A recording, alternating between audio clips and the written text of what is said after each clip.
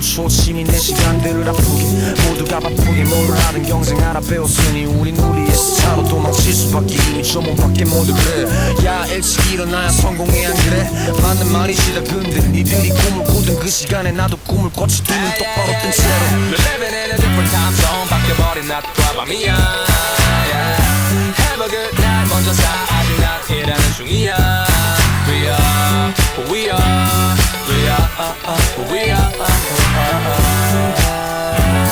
Hey don't you know who we are yeah. 자, 오늘 배울 부분은 조선 6단원입니다. 우리가 배울 마지막 단원입니다. 조선 후기가 되면서 어떻게 변화가 일어났는지를 배우게 되는 겁니다. 조선 후기라고 하면 보통 양난 이후를 가리킵니다. 양난은 우리가 배웠던 대로 임진왜란과 병자호란을 가리키고요. 이 이후는 이제 조선 전기와는 굉장히 많은 부분들이 달라집니다. 그래서 어떤 부분을 달라지는지 비교해서 배워보면 되겠습니다. 오늘 배울 핵심적인 단어들입니다. 비변사, 오군영, 영정법, 대동법, 균역법. 이것만 먼저 알아도 오늘 수업은 성공입니다. 자, 일단 비변사라는 것부터 먼저 배워보겠습니다. 비변사는 우리가 정치 기구 중에 하나인데 조선 전기 때는 들어본 적이 없는 기구입니다. 원래는 어떤 외적이 쳐들어오거나 뭔가 국방에 문제가 생겼을 때를 그때 잠깐 이제 관리들이 모여서 의논하는 임시회기구입니다.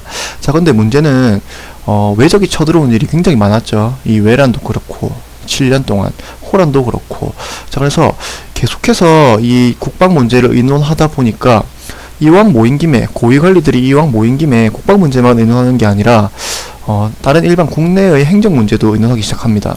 그러면서 점차 이제는 비변사에 모여서 모든 국가의 중대사를 의논하기 시작했습니다. 그래서 사실 조선 전기 때 이 역할을 하던 의정부는 이름만 이제 남게 되고 거의 비변사가 이제 정치의 핵심 기구가 되는 겁니다. 그래서 조선 전기는 의정부, 조선 후기는 비변사가 이제 국가 중대사를 의논하는 회기구라 생각하면 되겠습니다.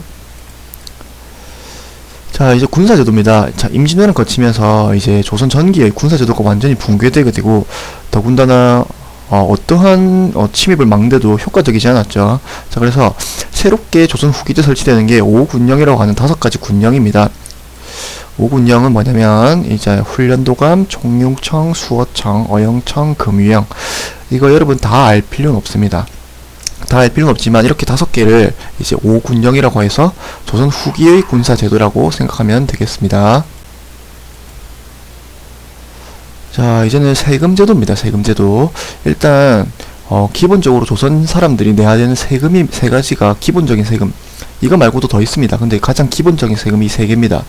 그래서 첫 번째 전세라고 하는데, 전세는 이제 우리가 농사를 짓고 이제 논에서 나는 세금의 일부, 논에서 나는 수확물의 일부분을 세금으로 바치는 게 전세입니다. 공납은 뭐냐면 우리 지역의 특산물을 제공하는 겁니다. 예를 들어서 해운대 지역의 특산물이 뭐냐, 뭐 회다. 그러면 그 회를 이제 잡아서 서울에 세금으로 납부하는 게 공납이라고 하는 겁니다. 군포는 뭐냐면 우리가 이제 군대를 모두 다 가야 되는데 그 군대 가는 것 대신에 나라에 이 면포를 바치는 겁니다.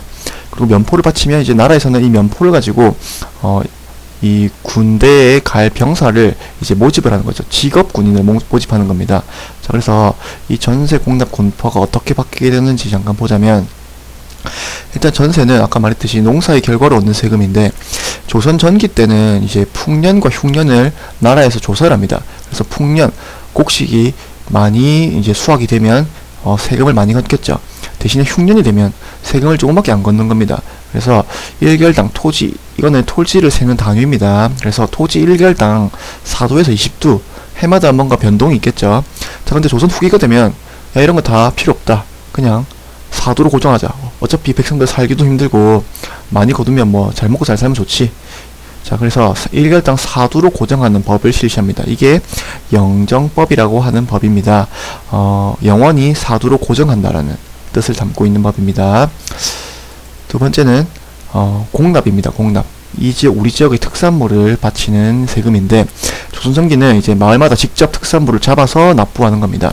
자, 근데 문제가 뭐냐면 마을마다 뭐 특산물이 다 있는데 문제는 이제 세월이 한 200년 지나다 보니까 처음에 정할 때는 이게 특산물이었는데 나중에 200년이 지나고 나서 보니까 우리 지역에서 더 이상 안 나는 특산물도 있습니다. 그런데 이미 나라에서는 그게 정해져 있기 때문에 그 마을 사람들은 이제 어떻게 되냐면 우리 마을에서 나지도 않는 세금을 구하러 엄청난 고생을 해야겠죠. 자, 그래서 조선 후기가 되면 아예 토지 1결당 12두를 납부하는 쌀로 납부받습니다. 그래서 쌀로 납부를 받아서 나라에서 그 쌀을 가지고 이제 필요한 물품을 시장 가서 구입해서 쓰는, 그래서 이걸 대동법이라고 합니다. 자, 근데 이렇게 하면 이제 많은 사람들이 편해지겠지만, 백성들은 많이 편해지겠지만 이렇게 바뀌는 걸 싫어하는 사람들도 있습니다. 누구냐면 토지를 가지고 있는 사람들은 이렇게 바뀌면 싫어합니다. 왜냐면 이렇게 바뀌기 전에는 모든 마을 사람들이 공통으로 분담하는 세금이었는데 이렇게 토지당으로 바뀌게 되면 토지를 가지고 있는 사람만 세금을 내게 되고 토지가 없는 사람은 세금을 안 나겠죠. 그래서 이게 사실 대동법의 실제 시행 과정을 보면 100년이나 걸립니다. 처음에 1608년에는 경기도에만 실시합니다. 근데 이제 점차 조금씩 워낙 반대가 심하다 보니까 토지를 가진 사람들, 주로 이제 이 법을 입안하고 집행하고 논의하는 신하들은 다 토지를 가지고 있는 사람들이겠죠. 그러다 보니까 여기에 대해서 엄청난 반대가 이루어지면서 간신히 이걸 확대해 나가서 100년 만에 이제 평안도와 함경도를 제외한 모든 도에 이제 대동법이 실시되는 겁니다. 평안도와 함경도에는 왜 대동법을 실시하지 않느냐? 자, 평안도는 왜냐면 청나라 사신이 오는 코스에 있기 때문에 이것을 세금으로 납부하지 말고 그냥 너희가 가지고 있다가 청나라 사신을 이제 대접하는 용도로 써라. 그 다음에 이 북방에 있는 여러가지 국방 문제에 또 돈이 많이 들다 보니까 이 두 평안도와 함경도는 그런 식으로 돈이 많이 들기 때문에 굳이 서울로 세금을 납부하지 마라라고 해서 이 밑에 있는 애들만 세금을 납부합니다. 자, 그래서 영화 광해의 한 장면 우리가 잠깐 보도록 하겠습니다.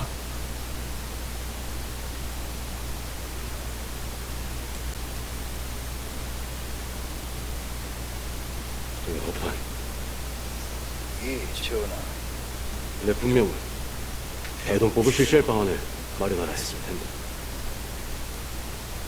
전하, 하루아침에 결수대로 세금을 부과한다면 시주들의 피해가 이루 말할 수가 없사옵니다.